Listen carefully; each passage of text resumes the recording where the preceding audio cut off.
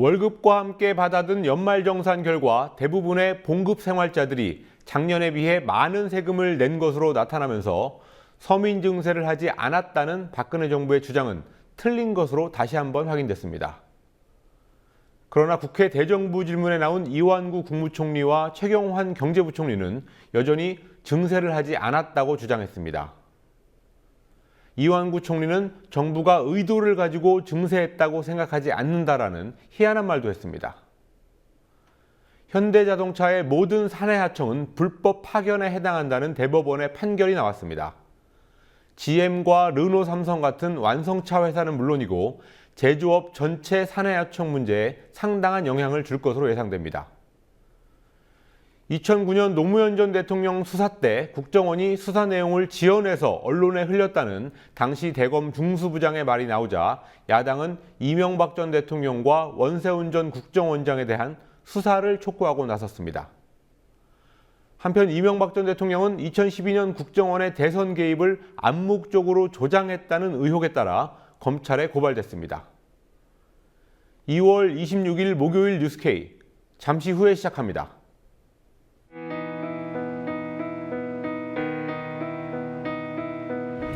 (1960년 4월 19일) 당시 언론은 빨갱이 데모라고 했습니다.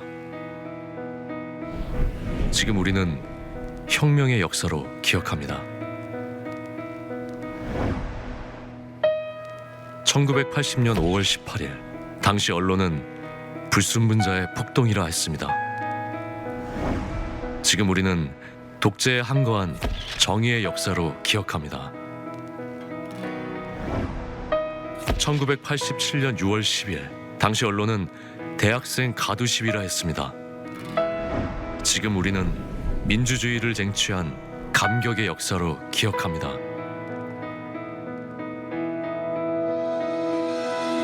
백 없고 돈 없는 노동자, 서민, 학생들이 스스로 타올라 역사를 만들었습니다. 현실은 다시 타오를 것을 요구하고 있습니다. 아니, 이미 타오르고 있습니다.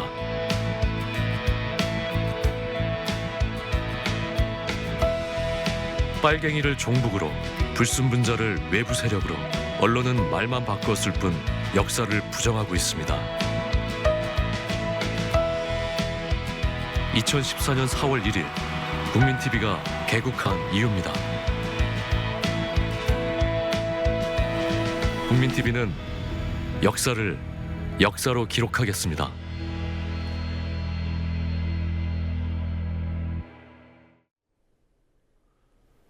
오늘 국회 경제 분야 대정부 질문에서 야당은 증세 없는 복지를 주장하던 박근혜 정부에 국민들이 배신감을 느끼고 있다고 말했습니다.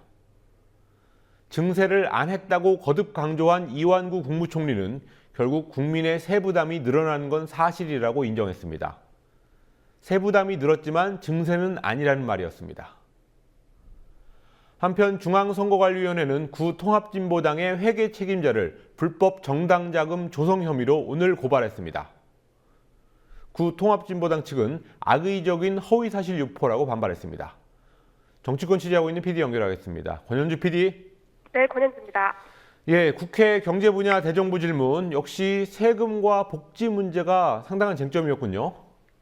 네, 윤호중 새정치민주연합 의원은 담뱃값 인상이나 연말정산 파동으로 볼 때 결국 박근혜 정부가 증세를 했으면서도 안 했다고 주장한다고 지적했습니다. 반면 이완구 국무총리는 세율 증대나 추가 세금 항목이 없다는 점을 들며 증세를 했다고 생각하지 않는다고 반박했습니다. 증세는 없었다. 증세는 하지 않는다. 이렇게 이야기를 하고 있습니다. 예. 증세 논의도 해서는 안 된다. 이렇게 이야기를 하고 있죠. 정부가 증세했습니까? 안 했습니까? 기본적으로 정부가 어떤 의도를 가지고 증세했다고 생각하지는 않고 있습니다. 의도를 가지고 증세한 건 아니라는 이 총리의 애매한 답을 들은 윤호중 의원은 그래서 증세냐 아니냐며 재차 따져 물었고 이 총리는 담배세 인상으로 인해 국민의 부담이 늘어난 것은 사실이라고 말했습니다. 그러니까 증세입니까? 글쎄 그 주 목적은 결국은 국민들 건강 증진을 생각해서 정부가 그러면 증세가 아닙니까? 글쎄 그 문제에 대해서 제가 단언적으로 말씀드리긴 그렇습니다만 주목적은 우리 국민들 건강 증진을 목적으로 해서 했습니다만 다소 국민들에게 부담을 드린 것도 또 부인할 수 없는 면이 있다고 생각은 합니다. 저는 아울러 야당 의원들은 서민 증세를 하지 말고 법인세를 정상화하는 쪽으로 기조를 바꿔야 한다고 촉구했습니다. 홍일학 민주연합 의원은 IMF 구제금융 당시 국민이 기업을 도왔다며 가계소득 증대를 위해 이젠 기업이 나서야 할 시기라고 강조했습니다.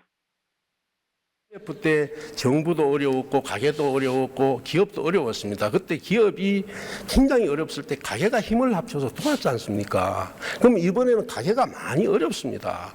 그러면 기업이 도와야죠. 그런 점을. 그러나 이완구 총리와 최경환 경제부총리는 법인세율 인상이 투자를 위축시킬 우려가 있다며 인상 불가 입장을 명확히 했습니다. 국회가 부동산 3법을 늦게 통과시켜줘서 마치 불어터진 국수처럼 돼버렸다라는 박근혜 대통령의 주장에 대해서도 비판이 또 나왔군요. 네, 야당은 박 대통령이 부동산 3법이 통과되자마자 시장 개선 효과가 나온 것처럼 말하는 것은 사실을 호도하는 것이라고 날을 세웠습니다. 홍일학 민주연합 의원은 부동산 3법은 원래 하던 것을 계속하는 것에 불과한데 이것을 경제 활성화의 묘약인 것처럼 말하면 안 된다고 지적했습니다. 윤호중 의원도 대통령이 말한 부동산 시장 개선 효과는 이미 작년에 나온 수치라며 부동산 3법과 무관하게 부동산 시장이 정상화되고 있다고 주장했습니다. 이미 부동산 3법의 통과 이전에 부동산 거래는 평년 수준을 되찾았습니다. 부동산 3법의 통과와 무관하게 부동산 시장은 부동산 거래는 어느 정도 정상화되고 있고 또 지금도 그러니까 올해 들어와서도 부동산 3법의 효과는 작년과 별다른 차이가 없다. 윤 의원은 또 최근 주택 거래가 증가하고 있는 것은 전셋값이 폭등하자 차라리 집을 사자는 심리가 발생했기 때문이라고 강조했습니다. 하지만 박명재 새누리당 의원은 아직 삶지도 못한 국수가 문제라며 정부와 여당이 요구하는 서비스 산업발전법 등 경제 관련 법안 11개를 빨리 처리해야 한다고 주장했습니다. 다른 소식 한 가지 전해보겠습니다. 중앙선관위가 구 통합진보당 회계 책임자 등 29명을 불법 정당자금 조성 혐의로 고발했습니다.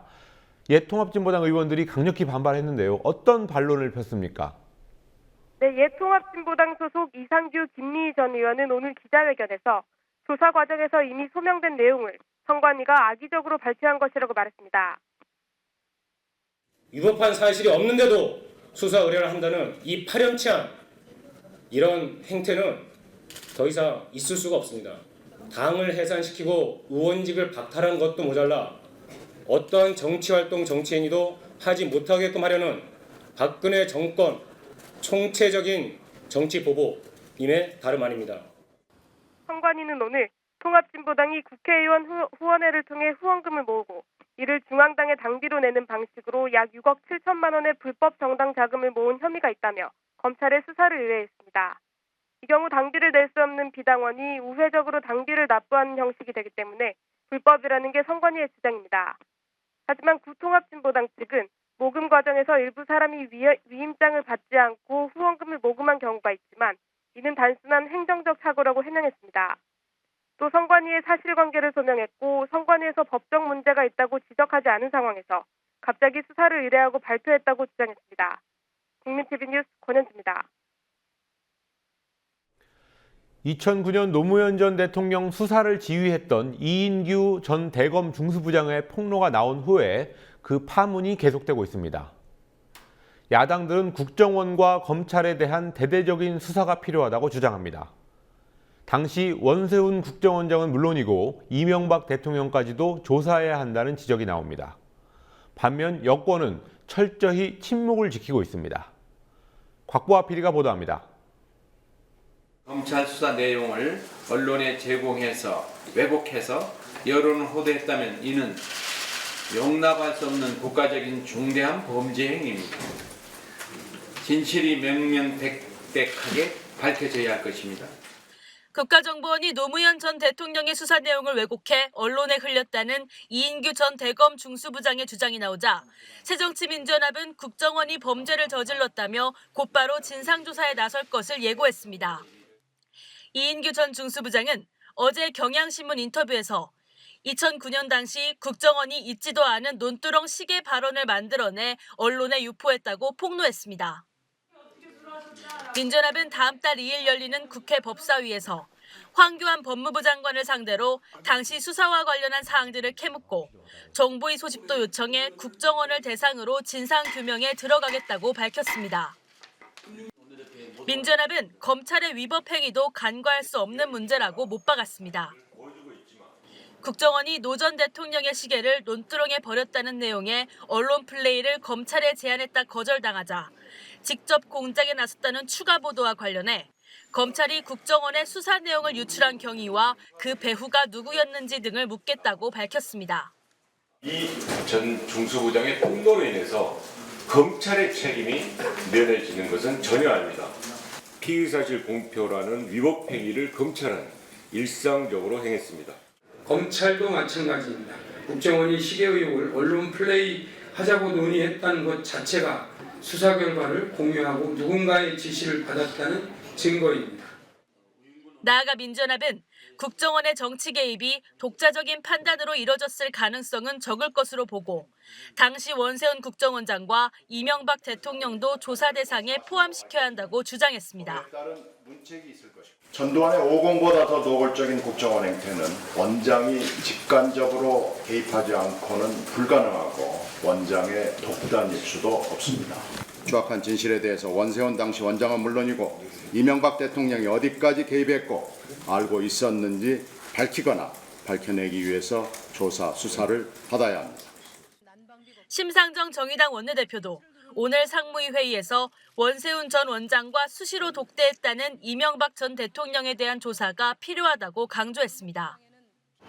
야권에서는 정부를 향해 국정원 개혁을 요구하고 검찰과 국정원에 대한 대대적인 조사에 나설 것을 촉구하고 있지만 정부와 여당은 입을 굳게 다물고 있습니다. 국정원은 어제 내부 확인 절차를 밟겠다고 밝힌 것 외에는 이렇다 할 입장을 내놓지 않고 있고 새누리당도 침묵을 지키고 있습니다. 김영우 새누리당 수석 대변인은 오늘 기자들과 만나 이번 사건에 대해 당내 토론이나 협의가 없었다며 사건과 관련한 상임위가 열리면 법과 원칙을 따를 것이라는 원론적인 답변만을 내놨습니다. 조선일보, 동아일보, 중앙일보 등 보수 언론들은 이인규 전 부장의 주장에 관한 기사를 오늘자 지면에 한 줄도 보도하지 않았습니다. 국민TV 뉴스 곽보아입니다. 국정원은 대통령 소속이며 대통령의 지시와 감독을 받는다. 국가정보원법 2조의 내용입니다. 민주사회를 위한 변호사 모임 등 시민단체들이 오늘 이명박 전 대통령을 검찰에 고발한 근거입니다. 원세훈 전 국정원장이 대선 개입 유죄를 받았으니까 국정원장에게 지시를 내리는 대통령도 검찰 조사를 받아야 한다는 겁니다. 유지연 PD가 민변의 이광철 변호사를 만나서 자세한 얘기를 들어봤습니다. 해주시겠습니다. 박수로 환영해 주십시오. 이명박 전 대통령이 개입한 증거가 어디 있냐. 검찰은 정치검찰 노릇을 더 이상 하지 말고 국민을 위한 민주주의를 위한 검찰로 거듭나기를 거듭 촉구하는 바입니다. 법 과정에서도 논의됐습니다만 국무총리는 전혀 사실은 이명박 당시 대통령의 이런 법적인 처벌들에 대한 목소리는 계속 있어 왔죠. 꾸준히. 그래서 2013년 6월 달에 검찰이 원세훈을 이미 기소했을 때부터 사실 나왔던 목소리들이었는데 이제 그러한 것들이 정치적인 상황 속에서 더 이렇게 탄력을 받지 못했고 그런데 최근에 서울고등법원에서 1심의 그 공직선거법 무죄 부분을 파기하고 서울고등법원이 공직선거법 부분에서 유죄를 선고했지 않습니까? 그리고 어제가 이제 박근혜 대통령 취임 2주년이었고 이제 3년 차를 맞이하게 되고 그런 것이기 때문에 바로 이러한 지점들에 있어서 박근혜 정권 지난 2년의 실정들을 비판함과 동시에 박근혜 정권의 출발 자체도 이렇게 정통성에 큰 문제가 있다라는 목소리들을 국민과 함께 나누고자 지금 이 시점에 이렇게 고발을 하게 된 것으로 그렇게 알고 있습니다. 국정원이라고 하는 기구 자체가 법적으로나 또 정치적으로 대통령 직속기관으로 되어 있고 지금까지 또 국정원이 역사적으로 기능해온 것들을 보면 대통령의 명을 받아서 움직이고 철저하게 대통령의 정치적인 의도 속에서 움직이는 기관이었다는 사실은 더 말할 필요도 없을 것 같고요. 그런 점에서 2012년도 국정원의 대선 개입 공작이 지난 2월 9일 날 서울고등법원에 의해서 그 일단이 밝혀졌는데 그 원세훈의 법적 책임이 과연 이명박과 무관하냐, 바로 이런 데서 출발을 하는 것이고요. 이제 그 근거를 몇 가지 따져보자면 가장 중요한 것이 이제 첫 번째는 법적인 근거고요. 국정원이 대통령 직속기관이라는 점. 그다음에 지금까지 해왔던 두 번째는 지금까지 해왔던 국정원의 혹은 안기부를 포함해갖고 중앙정보부, 안기부, 국정원의 그런 기능들이 정치적, 사회적으로 철저하게 대통령의 정치 의도 속에서 움직여 왔다는 점. 그리고 세 번째로 지난 이제 대선 개입 과정에서 사실 국정원이 이명박과의 관계에 대해서는 많은 흔적을 남기지 않았지만 유의미한 흔적들을 남겼죠. 그래서 2012년 9월경에 박근혜 후보와 이명박 당시 대통령이 독대를 했다는 점도 밝혀진 바가 있고요. 그리고 이해찬 의원도 대정부 질문에서 강조했지만 원세훈 전 원장의 개인 캐릭터, 그릇, 인간 됨됨이가 단독으로 그러한 기획들을 이명박과 무관하게, 대통령의 의지와 무관하게 그런 것들을 할 만하지 않다라고 하는 점들이 바로 2012년 국정원의 대선 개입의 배후에, 그리고 그 정점에 이명박 당시 대통령이 있었다라고 보는 것입니다. 크게 보면 이제 두 가지 부분으로 이루어져 있는데요. 국정원과 군 사이버사령부의 대선 개입에 대해서 이미 검찰의 공소장과 그리고 군 검찰의 기소 내용 등을 종합한 그 범죄 내용, 그리고 최근에 서울고등법원의 유죄 판결들이 정리가 되어 있고요. 이제 그것이 큰 덩어리 첫 번째고, 두 번째는 이제 바로 그러한 지점에서 이명박 대통령이 어떤 식의 연결고리를 가질 것인가. 그래서 아까 말씀드린 것처럼 법적인 근거, 그다음에 정치 사회적인 근거들, 그리고 최근에 밝혀진 새로운 이제 몇 가지 흔적들, 이것들을 가지고 그 배후에 이명박 당시 대통령이 있다는 점들을 밝히고자 했습니다. 그것이 두 번째 덩어리입니다. 정치적인 사건일 뿐만 아니라 2012년 국정원 대선 개입으로 인해서 검찰총장이 날아갔고, 또 그 사건의 수사를 책임졌던 윤석열 팀장도 날아갔고, 그리고 지금 현재 서울고등법원의 유죄 판결에도 불구하고 당시에 수사에 참여했던 검사들의 이 복권되지 않고 있는 상황이지 않습니까? 최근 언론에 의해서도 다뤄졌지만, 그런 상황에서 검찰이 과연 이 고발장을 순순히 그대로 법리적인 판단만 가지고 수사할 거라고는 누구도 믿지 않을 겁니다. 그러면 결국은 검찰을 어떻게 하면 움직일 것인가? 그것은 결국은 주권자인 국민의 힘과 의사, 이런 것들이 결집돼서 보여줘야 한다. 그런 것이기 때문에 오늘 18분이 대표 고발인으로 참가를 했지만 앞으로 추가적으로 많은 국민들께서 고발인으로 참가를 해주시고, 또 이런 부분에 있어서 검찰의 그런 사실 직무유기에 가까운 그러한 검찰의 행태들에 대해서도 비판해 주시는 것이 그래서 필요하다고 생각을 합니다.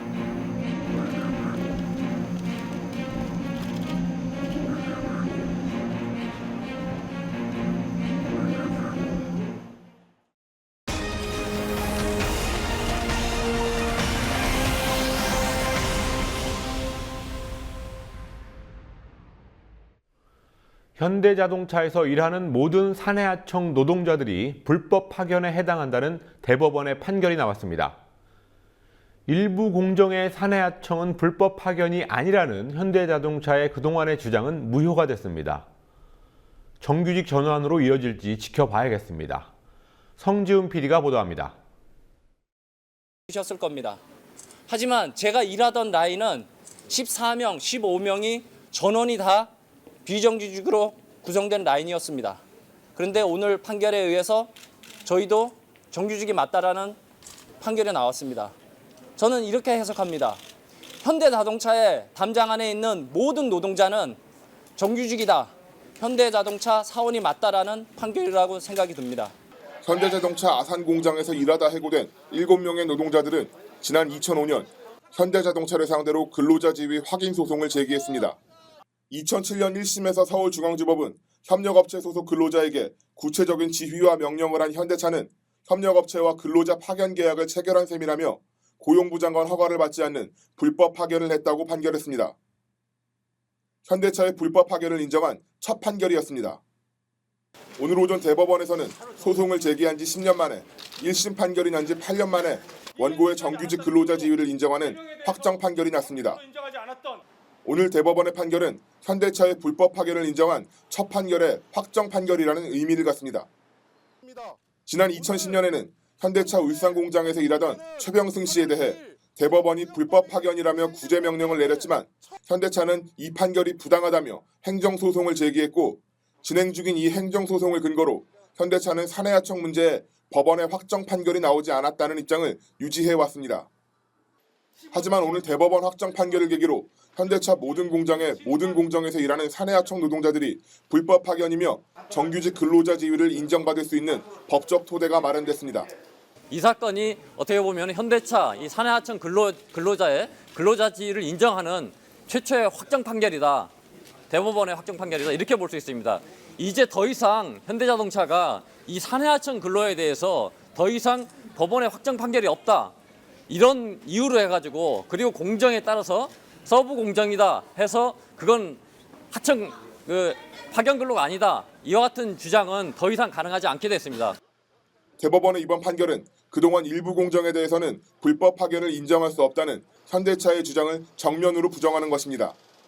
현대차는 2010년 울산공장 의장공정에서 일하던 최병승 씨의 대법원 불법 파견 판결을 두고 특수한 한 명에 대한 판결일 뿐 서브라인과 특정공정 등에 대한 확정 판결이 아니라며 정규직화 책임을 회피해왔습니다. 하지만 오늘 판결은 자동차 생산의 모든 공정은 원청회사가 세부적인 작업 내용과 순서를 정해주고 원청이 정한 공정 속도에 연동돼 움직인다는 것을 분명히 하고 있습니다. 오늘 대법원 판결은 현대차의 다른 소송들은 물론 GM과 르노 삼성 등 완성차 업계와 제조업 전반의 사내하청 문제에 영향을 미칠 것으로 보입니다. 특히 지난해 9월 서울중앙지법에서 불법 파견 판결을 받은 현대차 사내하청 근로자 1940명의 집단소송 항소심도 공정별 파견 근로 여부가 주된 쟁점이어서 오늘 판결에 적지 않은 영향을 받을 수밖에 없습니다. 민주노총은 논평을 통해 합법 도급이냐 불법 파견이냐의 논란은 끝났다면서 현대차의 남은 일은 판결에 따라 당장 정규직 전환 수순을 밟는 것뿐이라고 주장했습니다. 현대차는 대법원의 판결은 존중하지만 공정별 특수성을 인정하지 않은 판결을 내린 데 대해서는 아쉬움이 있다는 입장을 내놨습니다. 국민TV 뉴스 성지훈입니다. 함께 만드는 언론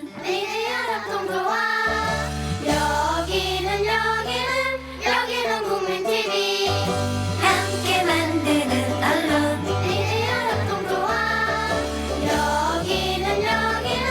여기는 국민TV.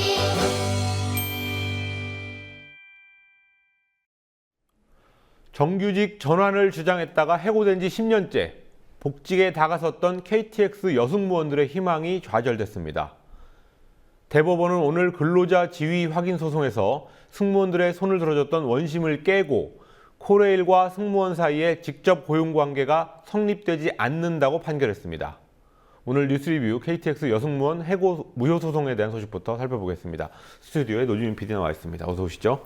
네, 안녕하십니까. 예, 철도공사 자회사의 비정규직이었다가 해고됐던 KTX 여승무원들 재판에서 졌군요. 네, 그렇습니다. 앞서 1, 2심은 모두 철도공사와의 직접 근로관계를 인정했기 때문에 아무래도 이번에 좀 긍정적인 결과가 기대됐는데요. 예. 하지만 대법원은 원심을 파기하고 사건을 서울고법으로 돌려보냈습니다. 해고된 지 올해로 10년째 복직 판결을 기대했던 승무원 노조는 떨리는 목소리로 허탈함을 전했습니다. 항상 나라의 정부 기관에 공기업에 배신만 당해왔는데 마지막까지도 사실 이럴 거라고는 상상을 못했었거든요. 근데 사법부의 판단마저 저희의 희망을 저버리는 이런 판결을 받게 돼서 지금 사실 제정신이 아닙니다. 철도청장이 와서 우리는 한 가족이다라고 말했고 사실 사회 초년생인 저희들에게는 비정규직이 뭔지도 몰랐었거든요. 그런데 예, 비정규직 뭔지도 몰랐고 생각도 못했다라는 말처럼 사실 처음 이 KTX 여승무원들 채용 공고 떴을 때도 그렇고 상당히 각광을 받지 않았습니까? 예, 그렇습니다. 철도공사는 지상의 스튜어디스라는 홍보 문구를 내걸었고요. 예. 이 덕에 젊은 여성 구직자들 사이에서 인기가 상당했습니다. 실제로 스튜어디스 경력이 있는 사람들의 지원도 많았고 경쟁률은 당시 13대 1에 달했는데요. 네, 또 2년 뒤 정규직 전환이라는 채용 조건도 매력적이었지만 현실은 너무나도 달랐습니다. 그간 있었던 일들을 잠시 정리해 보겠습니다. 철도공사는 자회사격인 홍익회에 승객 서비스 업무를 위탁했습니다. 따라서 2004년 3월에 입사한 여승무원들은 홍익회와 비정규직 근로계약을 체결했습니다. 서비스업 위탁 업무는 같은 해 12월 홍익회에서 분리된 철도 유통으로 또 2년 뒤인 2006년에는 KTX 관광 레저로 인계됐습니다. 그런데 계약 기간 2년이 지났는데 정규직 전환이 아니라 비정규직 계약을 새로 맺으라고 이렇게 권고를 한 거고요. 이에 반발한 승무원들은 철도공사와의 직접 고용을 주장했지만 사측은 이적을 거부한 280여 명을 해고했습니다.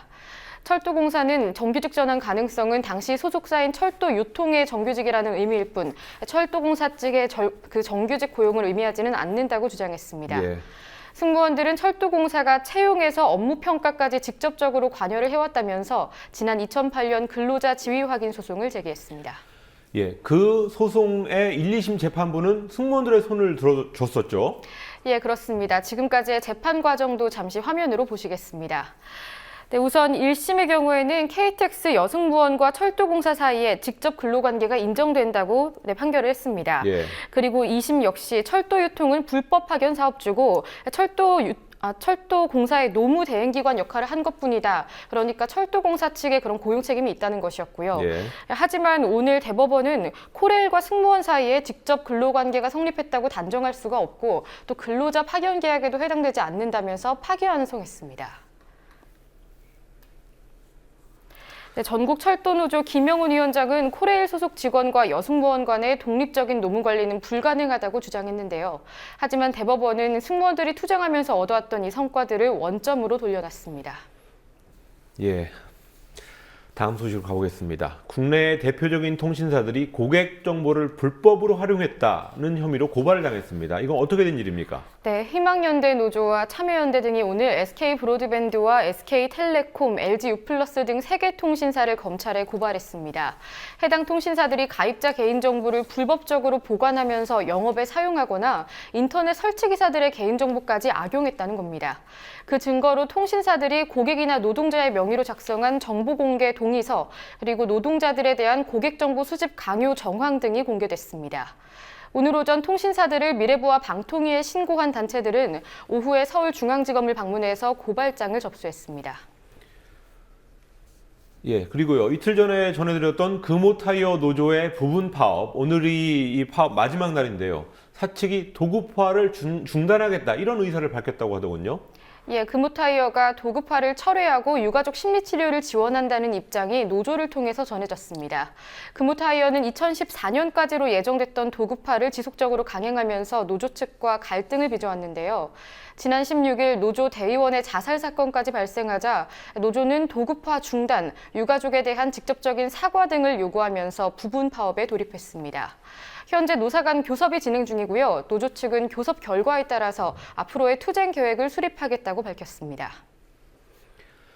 예, 오늘 압도적으로 많은 사람들이 관심을 가졌던 62년 만에 간통죄 폐지, 이 소식에 대해서도 알아보겠습니다. 네, 간통죄를 규정한 형법 제241조는 재판관 7대2 의견으로 위헌 결정됐습니다. 예. 이정미 안창호 재판관의 경우 간통죄 폐지가 성도덕 문란과 가족 공동체 해제를 촉진할 수 있다면서 반대 의견을 냈는데요. 하지만 위헌 정족수인 6인 이상이라는 그 조건이 충족되면서 62년 만에 형법상 간통죄는 사라졌습니다. 헌재는 성적 자기결정권 침해, 또 간통행위에 대한 국가적 처벌의 부적절성 등을 폐지 이유로 밝혔습니다.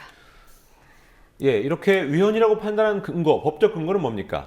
네, 이어서 계속 설명을 드리자면 또 화면 통해서 설명을 드리도록 하겠습니다.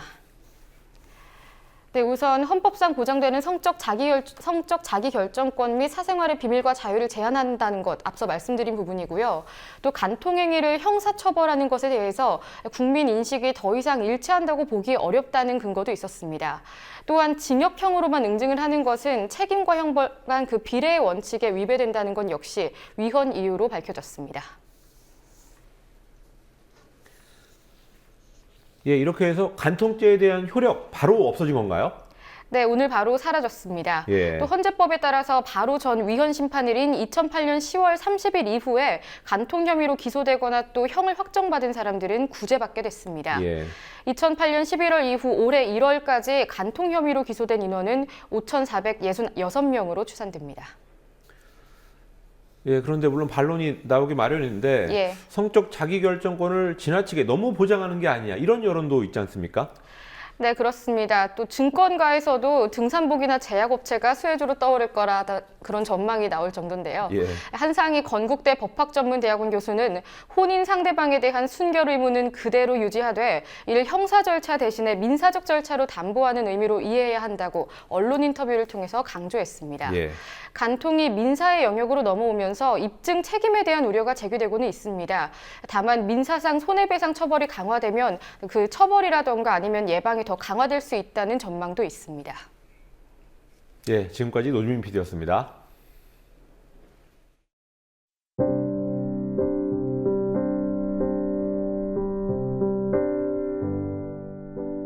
겨우내 마르고 시들어 생명 잃은 것들도 있습니다. 그 위로 봄비가 내립니다. 살아있는 것들은 생기를 찾을 겁니다. 살아있는 것들은 봄비에도, 봄바람에도, 봄햇살에도 반응합니다. 그렇게 다시 사는 거지요. 봄비를 기다리면서 저 안에 있는 생명의 불씨를 지켜온 크고 작은 생명들의 안간힘에 박수 쳐주고 싶었습니다.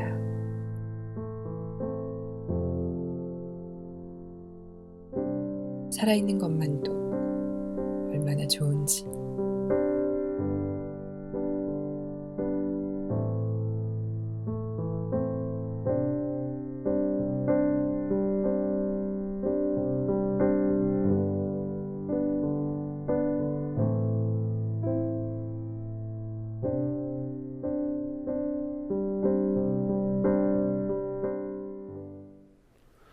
(2월 26일) 뉴스K 마치겠습니다.